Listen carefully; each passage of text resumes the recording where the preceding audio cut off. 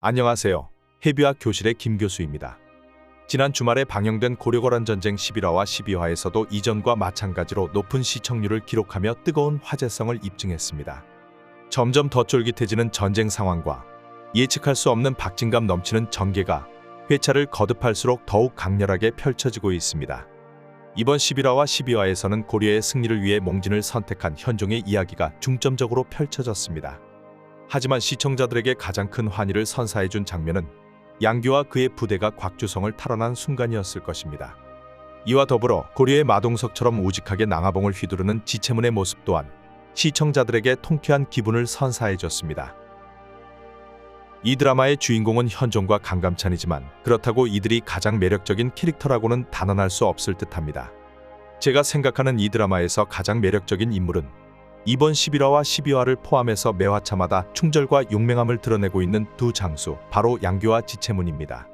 시청자들의 댓글을 살펴봐도 양규와 지체문에 관한 글들이 가장 많습니다. 이렇듯 이 드라마 속 수많은 인물들 중 이들의 인기가 가장 많다고 추측할 수 있습니다.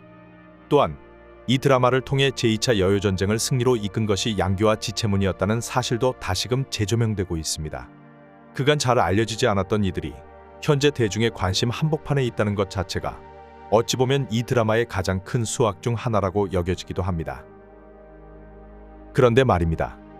양규와 지체문에 관해 곰곰이 떠올리다 보니 제 머릿속에 엉뚱한 의문 하나가 떠올랐습니다. 이 두 사람 중 누가 더 뛰어난 명장인가? 비록 엉뚱한 의문이지만 저는 이 의문의 답을 도출해보기로 했습니다. 일단 명장이란 실력이 뛰어난 장수를 가리키며 전쟁에서 훌륭한 군사적 업적을 남긴 인물을 뜻하는 말이라고 할 수 있습니다. 그렇다면 명장의 조건엔 무엇이 있을까? 개개인의 생각과 의견에 따라 명장을 판단하는 기준이 달라지기에 명장의 조건을 명확히 단정 지을 순 없을 겁니다. 그럼에도 저는 몇 개의 문헌과 자료를 검토해보며 전장에 나간 명장에게 가장 중요시되는 조건 4가지를 꼽아봤습니다. 적을 두려워하지 않는 용맹함, 백성을 위해 희생하는 의로움, 나라와 임금에 충성하는 충절, 군사들을 하나로 이끄는 리더십. 저는 이렇게 4가지가 명장에게 꼭 필요한 조건이라고 판단했습니다.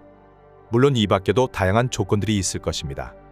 하지만 너무 많은 조건을 언급하면 주객이 전도되는 상황이 될 수 있기에 이 정도 항목만을 가지고 내용을 이어나가겠습니다.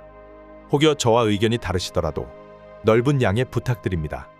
그럼 이 4가지 조건을 하나씩 따져보며 양규와 지체문 중 누가 더 뛰어난 명장이었는지 살펴보겠습니다. 첫 번째 명장의 조건은 용맹함입니다. 먼저 양규의 용맹함부터 살펴보겠습니다. 양규는 흥화진의 군사들을 지휘하며 40만 거란군의 맹공을 일주일간 막아냈습니다. 거란의 황제가 흥화진에 서신을 보내 항복을 권유했음에도 단박에 거절하는 의연함을 드러내기도 했습니다. 그뿐만 아니라 1700명의 결사대만을 이끌고 거란의 6000명의 군사들이 주둔한 곽주성을 탈환했고 개경을 함락한 거란군이 회군할 때를 기다렸다가 거란군 수천을 살해하기도 했습니다. 2차 여효전쟁 내내 양규는 적에게 굴복하지 않고 매 순간 초인적인 힘을 발휘하며 적들을 섬멸했습니다. 수정열세에서도 여러 차례 거란군과의 대결에서 승리할 수 있었던 건 적을 두려워하지 않는 그의 용맹함이 있었기에 가능했던 일일 겁니다. 이어서 지체문의 용맹함도 살펴보겠습니다. 거란군이 흥화진 함락을 포기하고 남하했을 때 지체문은 동북면 군사들을 이끌고 서경에 도착했습니다. 항복을 선언한 서경부유수 원종석이 서경의 성문을 열어주지 않았지만 서경의 장수인 조자기가 문을 열어준 덕에 지체문과 그의 군사들은 성 안으로 들어갈 수 있었습니다. 이후 지체문은 서경성에 주둔하며 거란군과의 야전을 준비했습니다. 그리고 군사들을 이끌고 성 밖으로 나가 거란군 3000여 명 이상을 죽이는 대승을 거뒀습니다.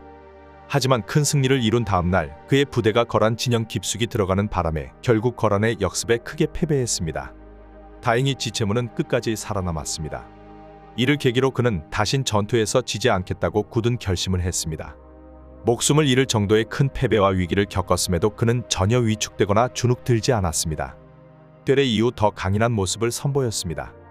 낭하봉을 휘두르며 거란군을 물리치는 그의 모습은 누가 봐도 고려의 최강 장수임을 알 수 있게 해줬습니다. 이러한 그의 행동들로 보아 그의 용맹함 또한 얼마나 굳건한지 짐작할 수 있습니다. 양규와 지체문 두 장수 모두 적에게 절대로 굴복하지 않는 모습을 보여줬습니다. 그뿐만 아니라 적들의 악행에 분노하며 반드시 복수하겠다는 의지를 불태웠습니다. 거란군 섬멸의 진심이었던 장수들이었기에 용맹함으로는 두 인물의 우열을 가리기가 어렵다고 여겨집니다. 그래서 첫 번째 명장의 조건인 용맹함은 두 장수의 무승부로 판정하겠습니다.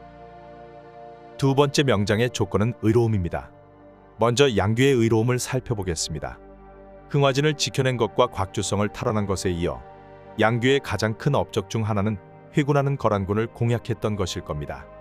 중간 보급노였던 곽주성을 잃은 거란은 결국 회군을 결정하게 되는데, 이때 거란군을 기다리고 있었던 것이 김숙훈과 양규의 부대였습니다. 이때 양규는 여러 차례 교전 끝에 회군하는 거란군 수천 명을 살해했습니다. 단순히 적을 죽이는 데만 집중한 게 아니라 거란의 포로로 잡힌 고려의 백성들을 구하는 일에도 매진했습니다. 이렇게 양규는 거란군을 토벌하며 3만여 명의 고려의 백성들을 구출했습니다. 그러다 애전이란 장소에서 거란의 본대와 마주치는데, 이때 그는 바로 도망가지 않고 무리하게 전투를 이어갔습니다. 사실 이 전투의 목적은 끝까지 적에게 맞서기 위해서기도 하지만, 자신이 구한 고려의 백성들이 최대한 멀리 도망갈 수 있도록 시간을 벌어주기 위해서였습니다. 결국 이 목적은 이뤘지만, 이 전투에서 양규 자신은 목숨을 잃었습니다. 즉 그는 조금이라도 많은 고려의 백성들을 구하기 위해 죽음을 각오한 채 전투에 임했던 겁니다.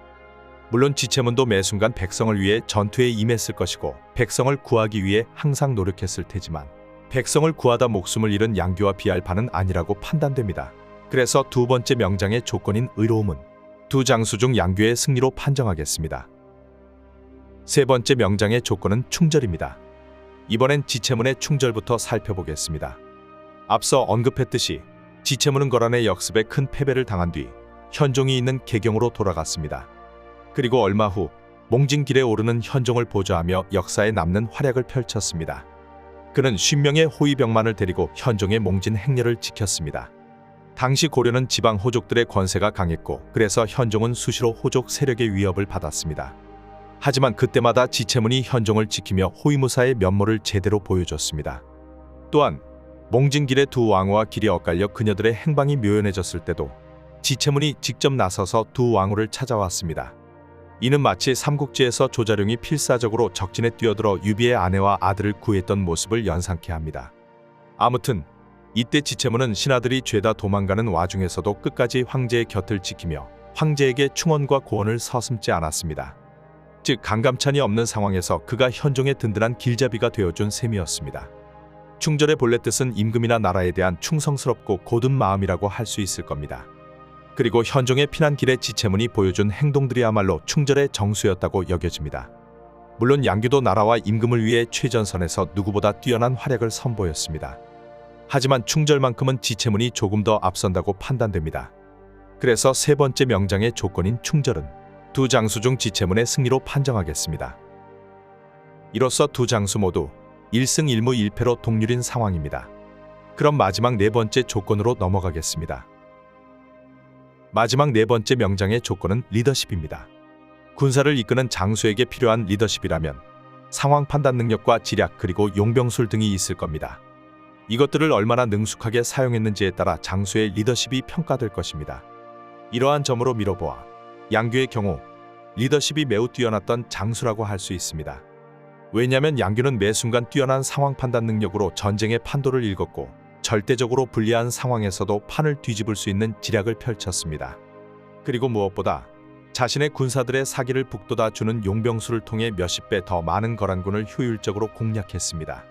그래서 흥화진 방어와 곽주성 함락 등 그의 주요 업적들을 살펴보면 자연스레 그의 리더십이 매우 빛났다는 걸 알 수 있습니다. 반면 지체문의 경우 혈혈단신으로 현종을 지켜낸 업적은 어떤 것과도 비교할 수 없는 주요한 활약이었지만, 전장에서 거둔 뛰어난 성과는 양규에 비하면 다소 부족하다고 여겨집니다. 특히 지략이나 용병술 같은 요소는 지체문의 주요 업적에서 강렬하게 눈에 띄는 것이 없기에 리더십 부분은 아무래도 양규가 더 우위에 있다고 볼 수 있을 것 같습니다. 그래서 네 번째 명장의 조건인 리더십은 두 장수 중 양규의 승리로 판정하겠습니다. 이것으로 명장의 조건으로 살펴본 양규와 지체문의 대결에서 2승 1무 1패를 거둔 양규가 조금 더 뛰어난 명장이었다고 판명해봤습니다. 그렇다고 지체문이 별로였다는 건 절대 아닙니다. 앞서 말했듯이 양규와 지체문, 이 두 인물은 제2차 여효전쟁을 승리로 이끈 고려의 대표적인 명장입니다. 대결 형식으로 두 명장의 우열을 가려본 건 양규와 지채문의 활약을 조금 더 재미있는 방식으로 알아보기 위한 거였습니다.